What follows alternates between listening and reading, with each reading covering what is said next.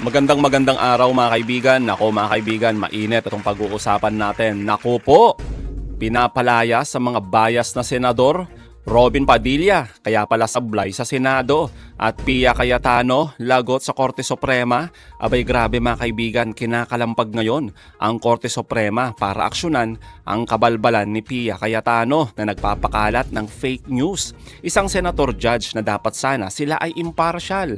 Pero kitang-kita ang paninira at feeling abogado pa ni VP Sara Duterte. Samantala, itong si Senador Robin Hood hindi talaga mauga.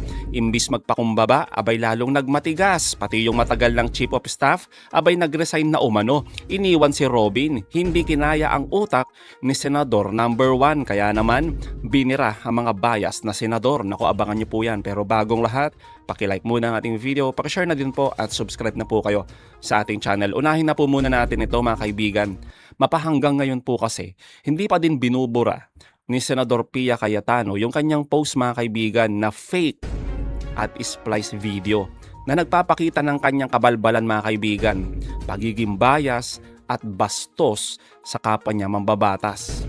Pinapalabas niya kasi dito mga kaibigan sa kanyang post na totoo daw na nagbabaka sakali lang, tsumachamba ang prosecution na makahanap ng ebidensya laban kay Sara Duterte. Fishing expedition nga daw mga kaibigan, no? At pinapakita pa dito mga kaibigan sa splice video na nileksyonan, ni Alan Cayetano itong si Attorney Shell Jokno. Binabaliktad mga kaibigan, ang kapal talaga ng mukha ng magkapatid na to. Ayan, nakita niyo yan mga kaibigan. Alan is about to school Jokno. 'Di ba mga kaibigan? Kasinungalingan. Alam naman nating lahat kung ano yung nangyari dito. 'Di ba? Alam naman natin yan mga kaibigan.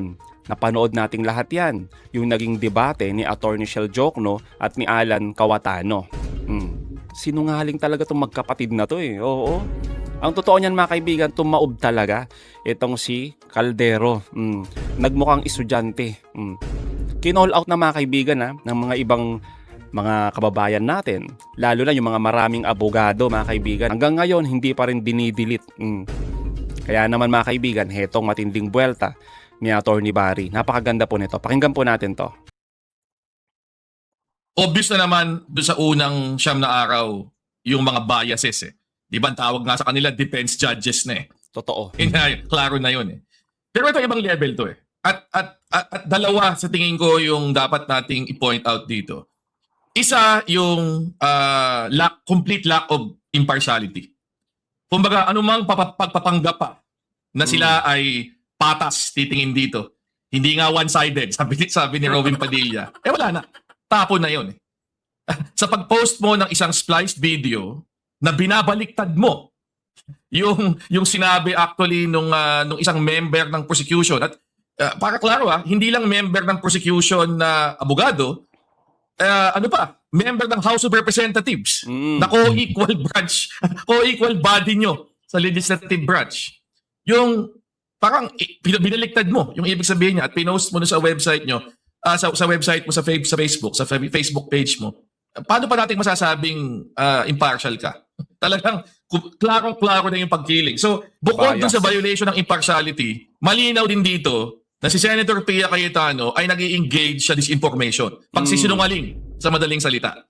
Kasi, pag pinanood mo yung spliced video, obviously, binaliktad talaga yung ibig sabihin Yeah. Kung napanood mo yung original na video at yung original na proceeding, pinapaliwanag ni Congressman Shell Jokno kung bakit hindi ito fishing expedition. At ang linaw ng kanyang paliwanag. Yes. Dito, para pinapalabas na inamin ni Congressman Shell Jokno na fishing expedition to, wala kaming ebidensya, etc. etc. So, talagang kasinungalingan.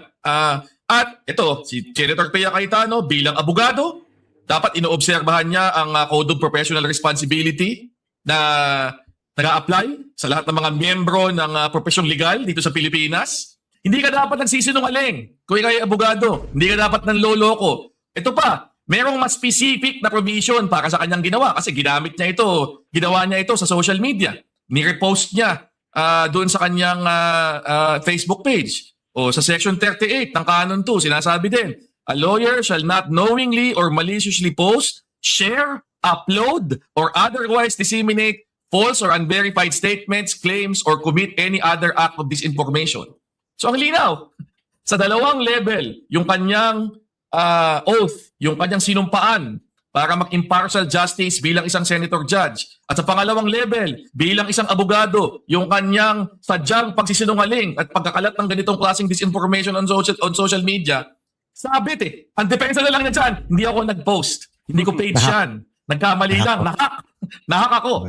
Pero kung hindi, kailangan niyang panagutan ito. Tama, di ba mga kaibigan? Kailangan talagang managot o itong mga katulad ni Pia Cayetano. Di po ba? Kayo po ba mga kaibigan, pabor ba kayo na lumayas na itong mga bias senador na to? Mag-inhibit na lang mga kaibigan sa pagiging senator judge. At dapat talaga managot itong mga katulad nila Pia Cayetano sa pagiging balasubas na abogado. Di po ba? Mantakin nyo naman abogadong senadora. Pero siya pa talaga ang numero 1 nagpapakalat ng panloloko at kasinungalingan. Kaya sana lang mga kaibigan umaksyon ang Supreme Court. Tulad nga ng sinabi dito mga kaibigan na Nutriban Republic sa kanyang post mga kaibigan. Sabi niya dito, nakakadiri ka talaga, Pia Cayetano. Nag-post ng splice video na nilagyan pa ng laugh track. Oo nga mga kaibigan. May patawa-tawa pa yan mga kaibigan sa huli. Nakakadiri talaga. Para palabasing hindi ipinahiya ni Shell Jokno ang kapatid niya. Senator judge ka pero ang resibo mo pang noontime show. Edit? Seryoso ka? Di ba mga kaibigan Ay nako, na-call out na talaga mga kaibigan ng iba't ibang mga pages, mga profesor, mga abogado. Wala pa rin mga kaibigan. Mga iba nating mga kababayan, itong si Pia Cayetano, wala mga kaibigan. Ganyan pa rin. Pinanindigan, hindi man lang binura. Kapal ng mukha talaga. Tuloy natin to mga kaibigan. Ako tingin ko, dapat aksyonan ito. Klaro na merong paglabag na malinaw ng canons of professional responsibility dito. At given pa yung posisyon niya. Diba? Nag-exercise siya ng isang constitutional duty bilang isang membro ng Senado na nagpa-participate sa impeachment trial. So, kumbaga sa importansya nung kasalukuyan niyang kinabibilangan, napakataas yan Tapos dito mo gagawin yan? Ako tingin ko, yun pa lang, given yung prominence, yung importance nung tungkulin niyang pinapatupad ngayon, yung ganitong klaseng ginagawa, dapat tingin ko nga, hindi na hintayin ng Supreme Court na meron pang magreklamo Mutuo proprio, dapat on their own. Punahin na nila yan at magkaroon ng aksyon. Ako, kagaya nga ng binanggit mo, at the minimum, reprimand dyan o pagpapaalala na hindi mo dapat ginagawa ito. Kasi, ano na lang kredibilidad nitong canons of professional responsibility kung hindi mo ipapatupad at this level. Given yung ganyang kalantaran, ganyang kagarapalang pangtutrol, kaya nga nang binanggit mo, na talagang magkakalat ka ng kasinungalingan na binabaliktad yung sinabi ng isang kapwa mo abogado, isang kapwa mo mambabatas, at isang prosecutor na nag-a-appear sa isang impeachment trial kung saan ka judge. Parang wala talagang justification para dito Kung nangyari nga yan sa isang ordinary trial, bukod sa papalitan yung judge kaagad, sa tingin ko, inibit kaagad yun, disciplinary action yan. Yun nga, di ba mga kaibigan, sana lang talaga umaksyon, ang Korte Suprema dito. Pero minsan talaga mapapaisip po kayo na wala ganun talaga, makapal lang talaga mga mukha nito mga to. Si Sara Duterte nga, di ba mga kaibigan, nanapak ng sheriff. Hindi nga na-disbar Kaya siguro ganito din, kaya matatapang itong mga Cayetanos, di ba? Kahit ano na lang mga kaibigan, Kaya sana lang talaga umaksyon ng Korte Suprema at sana din kastiguhin ng kapwa senator judge itong mga kabalbalan na magkapatid na Cayetano. Hindi po ba? I-call out nila? Oo, mali. Mali yung ginagawa nila, halatang halata, bias mga kaibigan. Senatrol. Di ba? Senador tapos ang lakas mang troll. Dinaig pa mga kaibigan yung mga chismoso at chismosa Itong si Pia. Isa pa to mga kaibigan. Ito talaga mga kaibigan Isa pa to, si Robin Padilla. Yan. Di ba mga kaibigan, di ba nung nakarang araw lang, nagpakalat po ng kahihiyan sa Senado ang ating number 1 senador. Ang daming sinasabi na walang kwenta. Sinabi po natin sa kanya mga kaibigan at sa mga maraming kababayan natin na sana, di ba, nanawagan tayo na magpatulong siya at makinig sa kanyang mga abogado o kaya naman sa kanyang mga sekretarya, di ba? Mga staff. Ganun din po kasi yung sinabi dito ni Lord De Vera, mga kaibigan, sa kanyang open letter to the staff of Senator Robin Padilla. Eto mga kaibigan, ang ganda po ng sinabi niya dito, no? Search nyo na lang po yan sa YouTube. Panoorin nyo po. Pero para kay Robin Padilla, mga kaibigan, no, mukhang minasama pa, mga kaibigan, yung sinabi dito ni Mr. Lord De Vera. Oo, pakinggan nyo to mga kaibigan, ha. Ito yung sinabi ni Robin. Pakiramdam niya, Lord siya, Lord. Alam mo, galit kami sa mga Diyos-Diyosan. Bawal sa Islam ang Diyos-Diyosan. Kaya hindi kami naniniwala sa mga Lord. Lalo na sa mga gambling Lord, drug Lord, landlord, lahat na ng Lord. Pero, naniniwala ka kay Kibuloy. Ay nako talaga, oo. Huwag mo akong daanin sa ikaw ay media, ikaw ay may platform, pati mga nagtatrabaho sa akin sa opisina, bakatan mo. Alam nyo mga kaibigan, no, wala namang masama sa sinabi po ni Mr. Lord De Vera. So totoo lang mga kaibigan, concern pa nga siya Kasi nagmumukha po kayong katawa-tawa sa Senado.